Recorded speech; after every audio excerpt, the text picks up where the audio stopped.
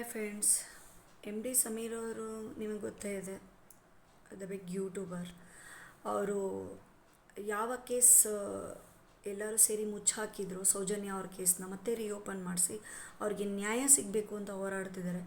But ಅದೇ ನ್ಯಾಯ ಸಿಗದ ಹಾಗೆ ಈ ಕೇಸ್ನ ಮತ್ತೆ ಮುಚ್ಚಾಕಬೇಕು, ಈ ಕೇಸ್ ರೀಓಪನ್ ಆಗಬಾರ್ದು ಅಂತ ತುಂಬ ಜನಗಳ ಕೈವಾಡ ಇದೆ. ಇದರಲ್ಲಿ ದೊಡ್ಡ ದೊಡ್ಡ ಕೈವಾಡ ಇದೆ. ಆದರೂ ಸಮೀರ್ ಅವರೇ, ಗ್ರೇಟ್ ಆಫ್ ಯು.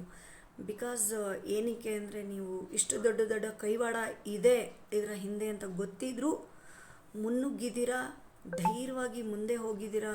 ನಿಮ್ಮ ಧೈರ್ಯ ಹೀಗೆ ಇರಬೇಕು. ಎಲ್ಲ ಹೆಣ್ಣುಮಕ್ಳ ಕಡೆಯಿಂದ ನನ್ನ ಒಂದು ರಿಕ್ವೆಸ್ಟು, ಎಷ್ಟೇ ಅಡೆತಡೆ ಬರಲಿ, ನೀವು ದಯವಿಟ್ಟು ಹಿಂಜರಿಬೇಡಿ. ಸೌಜನ್ಯ ಅವರಿಗೆ ನೀವು ನ್ಯಾಯ ಒದಗಿಸ್ಕೊಡ್ಬೇಕು.